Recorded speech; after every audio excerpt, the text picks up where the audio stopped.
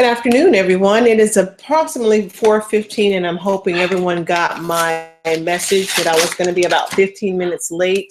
I attempted to get home to start this broadcast so I wouldn't have to be at work so far after 5. We ran into the deluge in the not quite 5 o'clock traffic, but it definitely was traffic.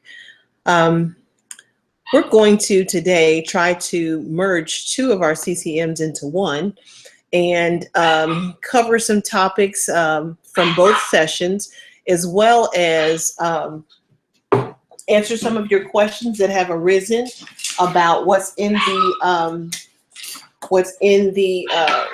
Summer Institute modules 3 and 4, and also see if there are any questions for those of you who are just completing your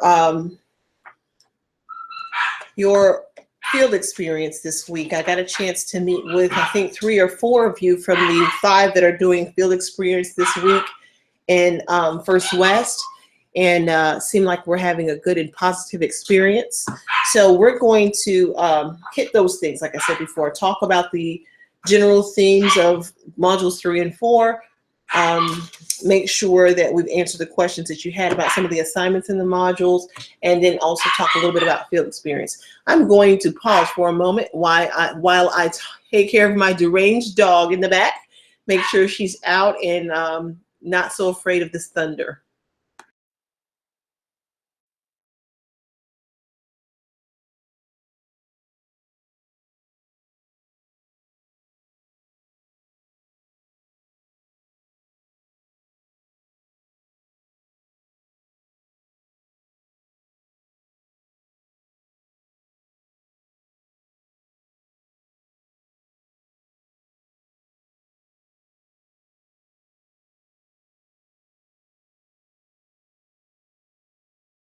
Okay, so let's try that again. One thing I want to remind everyone of, if you'll take a look in the course, which is something I'm going to share with you in just a moment, there is a place for you to be able to interact with me and with your colleagues, even though we can't see and hear one another.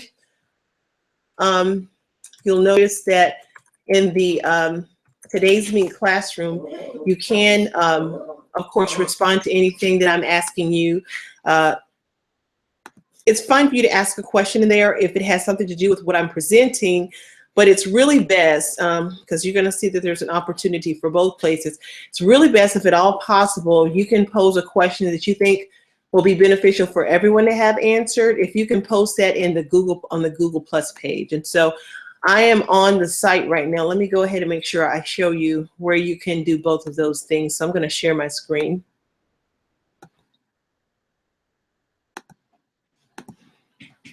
Okay, so you'll see here we're in the course, and if you'll scroll on down to module 4, where you'll find today's broadcast for the CCM, right here, meeting module 4. Once you open that up, it takes you to the page. And so, of course, right here, if I were to press this arrow, I would see this live broadcast. That's what you're probably looking at right now. But then there are also, let's make sure I do have that on there, comments. I hope you're not still waiting there alone. Alyssa, Randall, Karen, I hope you're still with us, and Kimberly, now that I'm actually on. But that's where you'll post your comments in today's meet. Let me check and make sure I didn't leave that out. I think there's also still, if we can get past that, a link to get to, no, a link to get to the Google Plus page. I do kind of want to share that with you. Let's see if we can get the Google Plus page link in there.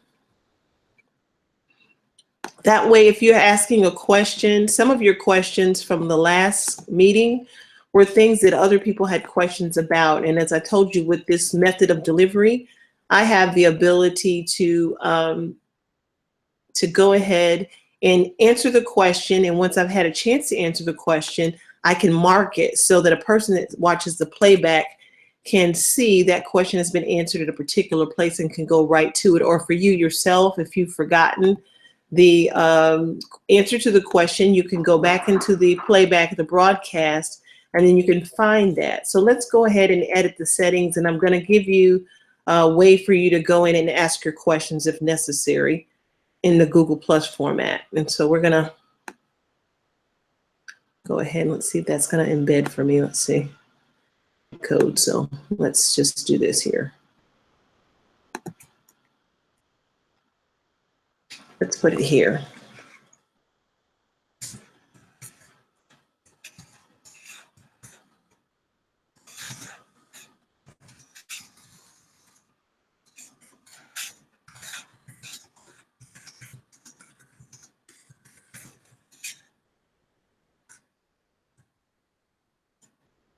And so some of you may actually be in a pop-out box, and so it's not really all there, still contained, self-contained.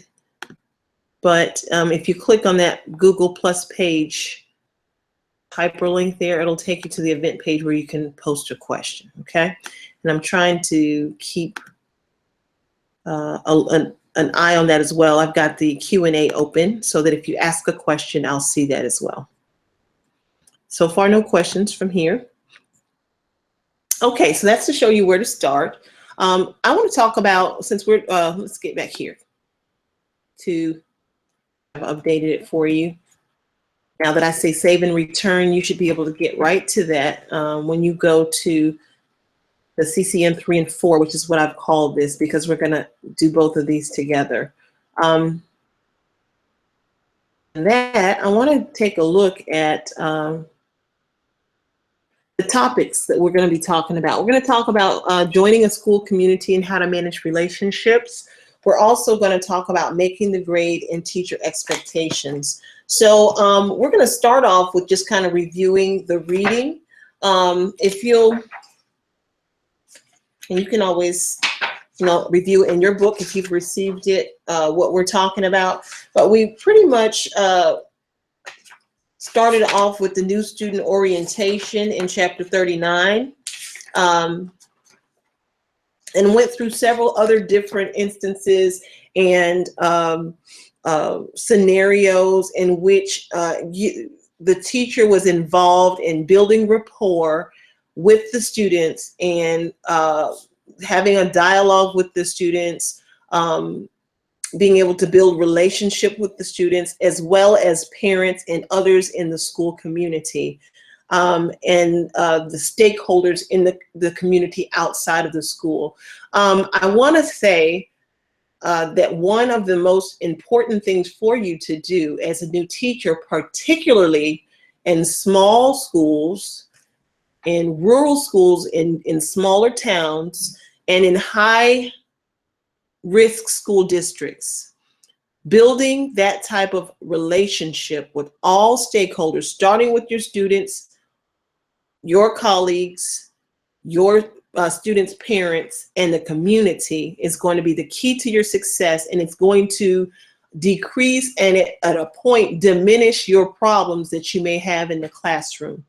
Let's go through some of the things they talked about first with the new orientation that you will find when you are in some of these schools where there are higher needs is that you're going to have a lot of fluctuation in your student population.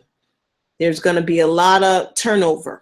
You're going to have students that will come in the second 6 weeks, third, the fourth, the fifth, and the sixth 6 weeks. They're going to come in as a new student. There's going to be a lot of transients in some cases. That can be very unnerving for a new teacher. I'm going to stop sharing here. That can be very unnerving for a new teacher. It can throw you off of your game, and it can make you feel like you cannot have stability. But if you start thinking through some of these things that were suggested in these last chapters, you can continue to have stability in the classroom for your sanity, and you can provide stability in that school and in that classroom for those students who obviously don't have it because their parents are moving them from school to school in the third 6 weeks. when it's very difficult for them to get a handle on those types of things. So it is really important for you to understand that there are some challenges that you might meet in particular settings, not always just those, but particularly in the experience that I've had in those settings, you'll find a little more transience where you're having kids that are moving in and out. There's a flow throughout the school year, not just new kids at the beginning, but new kids all year long. And if you don't figure out how to manage that early, it can throw everything off in your classroom and make you feel like you can't just have normalcy. And if that is the case, if you come to the conclusion, I can't have normalcy, I can't have consistency, I can't keep everything, uh, um, I can't keep everything that I started off with as far as routines and procedures, then we've got a problem, because you're going to be in for a terrible school year in which you're going to feel like a victim, and you're going to feel like you can't sustain and you can't make it through that school year. One of these, the new student orientation is a wonderful way to do two things. It will empower students in your classroom, and it will take the burden of orienting new students to those routines and procedures and your expectations and the rules and your classroom management plan and your curriculum and all those things you need to do. It will take the burden from off of you, and it will empower your students. It also is a wonderful behavior management for your current students.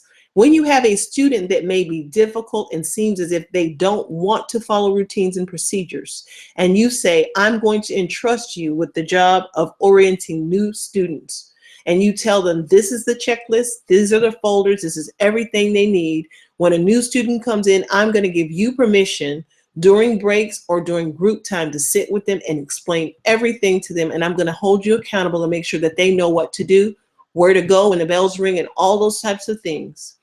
You will find that that student then will into procedures, and they will also enforce them as well as your rules. And I'm talking to you from experience, not from research. They will have less instances of them not following rules and procedures. They will help that new student to get acclimated. And then that's another thing for you to have, that is a reward that doesn't cost you money to keep spending money on candy. It's a reward for those who've already shown that they are disciplined, those that have shown that they are following the rules and are responsible. It is an extended olive branch for those that you're trying to get to that point. So it's a wonderful tool when you have jobs for students to do. Kids like to do things. They don't like to sit and watch you do things. So the more jobs you can have students do, the more that you'll find that they are vested in your classroom, and they won't be seeking to destroy the order, but they'll work together with you to maintain it. Chapter 40 talked about the angry student. And if you've ever taught for more than a semester, you have encountered an angry student. I'm going to ask you, well, this was part of your review, so I don't really want to ask us to run back down through them. I want you to, if there's anyone who's taught before and you have had an angry student that you were confronted with, you just couldn't seem to get along with them, everything rubbed them the wrong way. They sometimes even had outbursts. You know, of course, some of those students have oppositional defiant disorder, and they may actually have some type of a plan from the counselor. Sometimes these students don't actually have a disorder, but they don't know how to manage their emotions. They don't know how to control feelings. And these are really good ways for you to start helping them to manage. And so the thing with kids is that you first have to start when, if they don't have an internal management, you give them strong external. And then once you give them strong external, they can develop that internal. It's like having that innate clock on the inside. If you don't have it, then you have to develop it by having an alarm clock until finally your internal clock will start to wake you up on time. Same thing with kids. So I want to ask, it looks like, let's see how many we have. It's varying, but right now it looks like there are 4 viewers out there. So for the 4 of you, I want you to tell me, was there a suggestion for the 8 steps given to you for dealing with angry students that you had not yet thought about, or you didn't think would be a viable response to an angry student? Which one of these surprised you, I guess is my question. Did any of these 8 steps surprise you when you're thinking about, this is a student who's angry? So if you're angry, you can tell they're angry. Perhaps they've acted out, they've yelled, they've screamed, they've thrown something. Which of these surprised you as a suggestion for the 8 steps, the methodology for dealing with those students?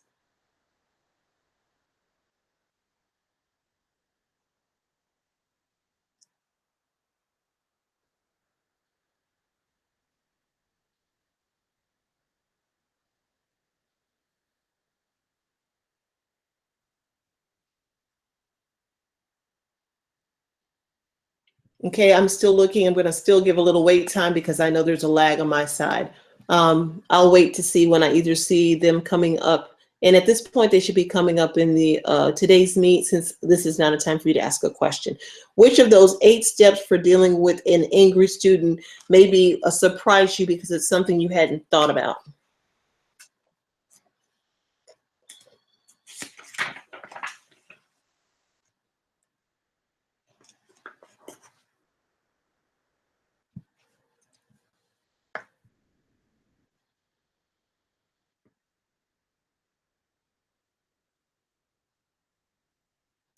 Well, I don't think there's that much lag time. So let me go back again and see. Yep, it looks like we've got 4 viewers. So if we've still got Alyssa, Randall, Stephanie, Kimberly in the classroom, we're just waiting for you guys to respond to that.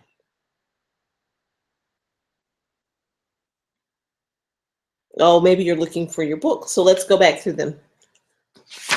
The first one was stay calm and remain in control. We had be understanding, give the student time to calm down, be professional, talk to the student, communicate effectively, make use of body language, and develop a procedure for time outs.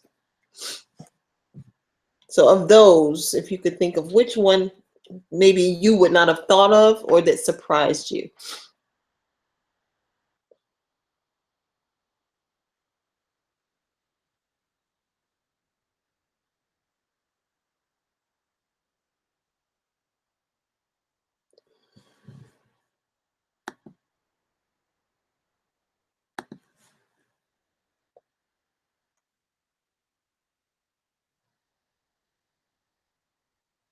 Okay, well, I'm monitoring and I know you guys can hear me. So perhaps you've stepped away. We're going to move on and we'll just see if we're actually getting any interaction with these 4 viewers.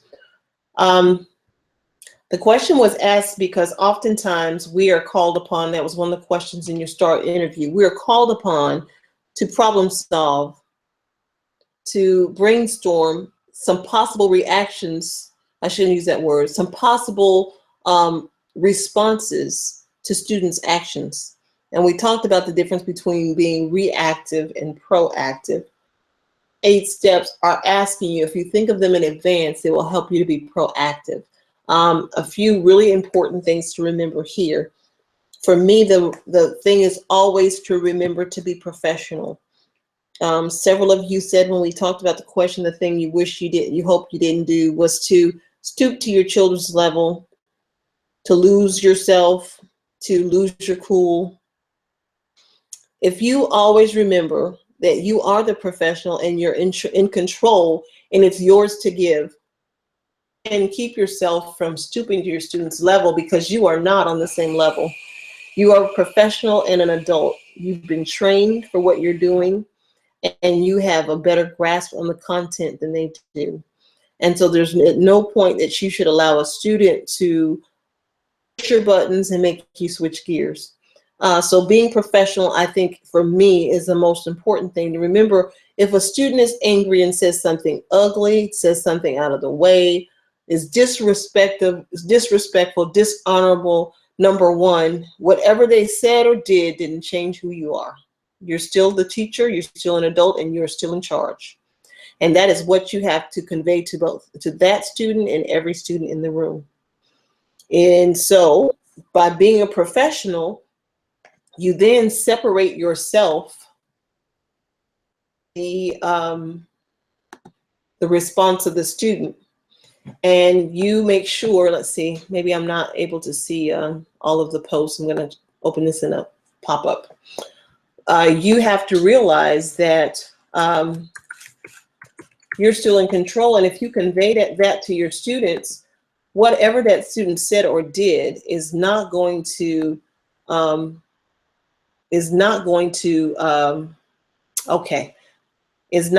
change those facts.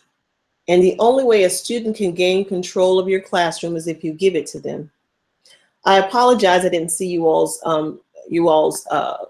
posts and responses, and I was just waiting because there's only so much space given here on the within the Moodle. So now I'm able to see all of the responses, and I'd like to take a look at some of those.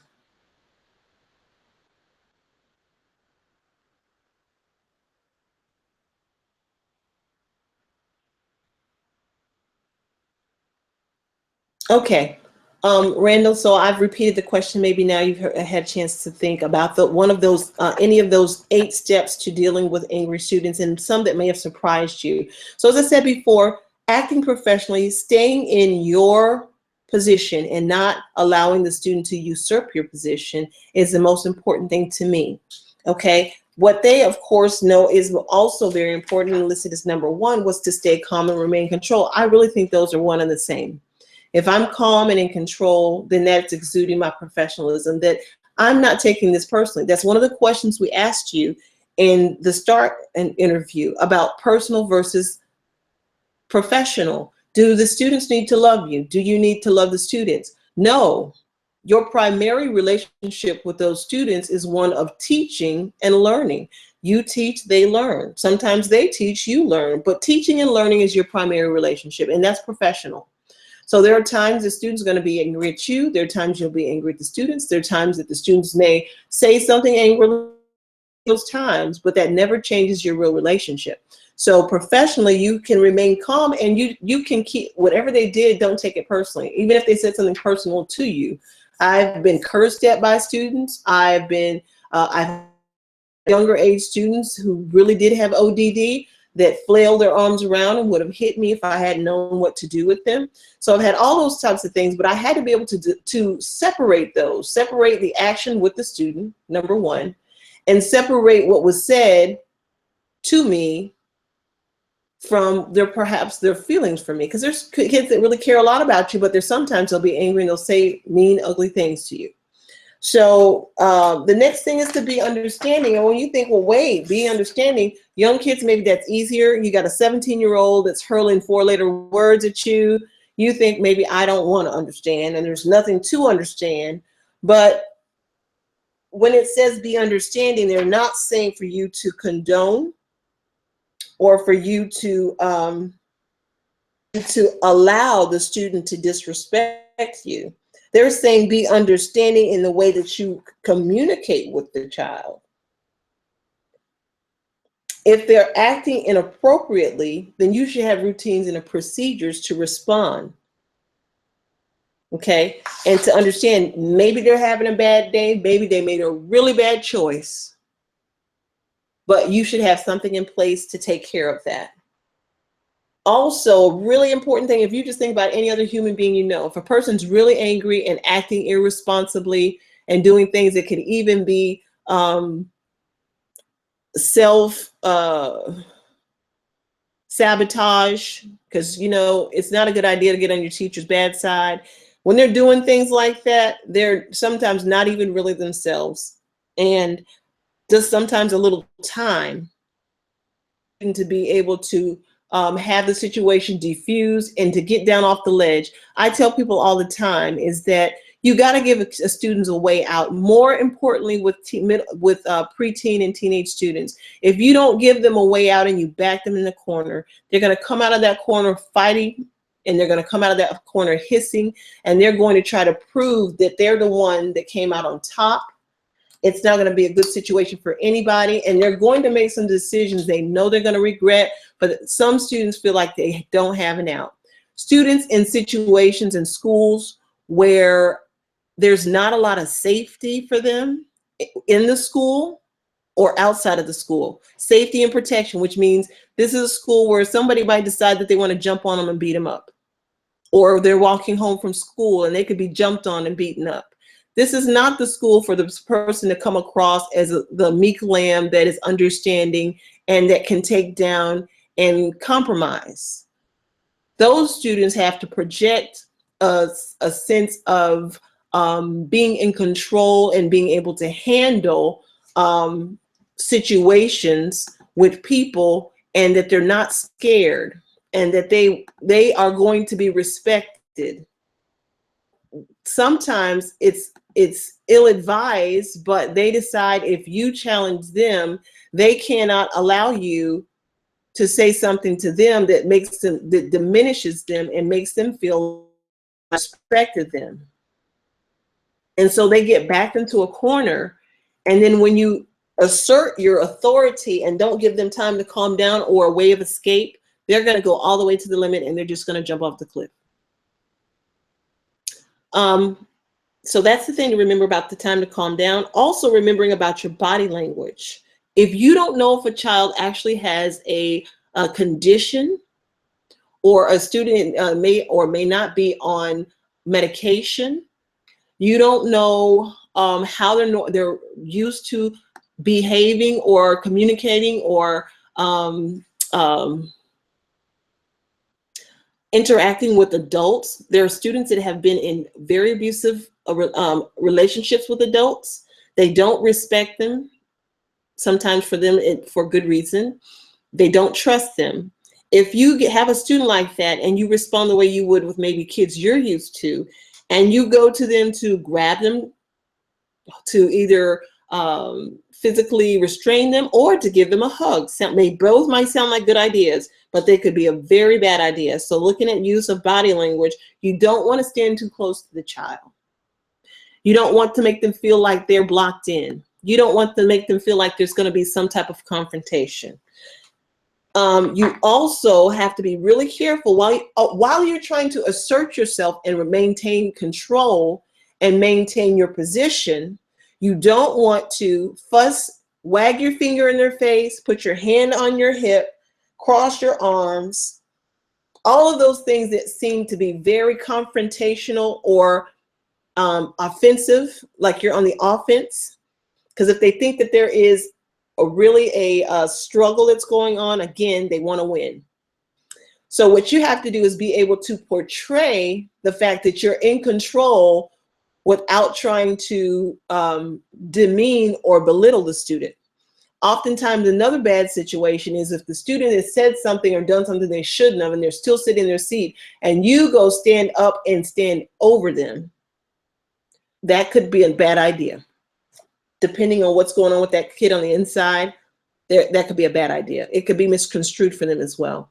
So one thing that I've done normally, and this has worked well for me in places where students may have been high risk, is normally if a student says something that was out of the way, spoke out of turn, did something that they knew was wrong, if I was addressing the entire class and they said something they shouldn't have, at that point, I stopped looking at the class in general and addressing the class in general, and very slowly and calmly, I fixed my gaze on them and I stopped talking. And I just looked at them as if I was waiting. If they'd said something they shouldn't have said, like if they cursed or they'd said whatever, I had procedures I shouldn't say that. I had consequences ready, because that would be a rule if they're not supposed to do that. And I would just go and do whatever was supposed to be done would be done, and I would move on. If they continued to talk and there was something that they should not be doing, again, being calm and taking your time. And just like any other relationship or instance, if you move quickly, you probably won't make the right decision. So those are some things to remember. I want to talk about timeouts. People who teach secondary oftentimes think, I'm not going to do timeouts. That's not something I can do. Yes, you can. When I taught secondary English, you can have an understanding with the teacher across the hall or next door, or maybe you even share a door with that teacher to say, listen, every once in a while he gets riled up, and he and I both need a break from each other, but I want him to still keep working. I'm not going to keep sending him to the office. And he has to understand there's a chair, a special seat for him in your room. You can also have a special seat for that student in your room, and that's still a timeout. That's a timeout from their regular seating and being a part of the whole group with every other person in the class. You can have a place for them to go sit. That's a timeout. Don't put them in the hall. If you have an administrator, anything like the 4 that I've had in my career, you don't put a student in the hall, because if that student's in the hall and some knucklehead runs by and hits them in the head with a sock full of coins and they get hurt, that's on you. If they run up the hallway and deface property in the bathroom while they're in the hall and you forgot about them, that's on you. Don't let the kids out of your eyesight unless you put them under the jurisdiction of another adult. So timeouts can be done in the classroom or in someone else's classroom. And you can do that by trading students off and saying, hey, when he's having one of those days, send him over here. There's a seat in my room. It's good for you to have someone in the same content area so the kid can keep on working. But some kids just respond better to some teachers than others. And it shouldn't be seen as a vacation. It should be seen as, listen, you're going to leave and go do this. And when I'm ready to talk to you, I'll come get you. Kind of like when your parents used to send you to the room and wait for your punishment. That was not a vacation. Several of you said that body language was something you hadn't thought about. So I'm hoping this discussion has kind of helped you to think about that type of body language. Think in the terms of any other relationships you have with children or other adults, and think about how your body language plays a part, even when you're receiving communication. Your boss can talk to you in a certain way that will make you feel that they're being aggressive, or they might be being even condescending, and they're pushing their authority. You want to kind of avoid that with the students. I've realized we're going to have to move on. So I want to talk about these 41 and 42 with the death of a student or death of a parent. This is really important. Number one, you have to know your kids. So first things first, hopefully you've already chosen something to use at the beginning of the school year as a survey or a way to get to know your kids. You need to get to know your kids, know who they live with, because this says death of a parent. But if you're gonna work, and the world is just different. You're gonna work places, and it could be anywhere.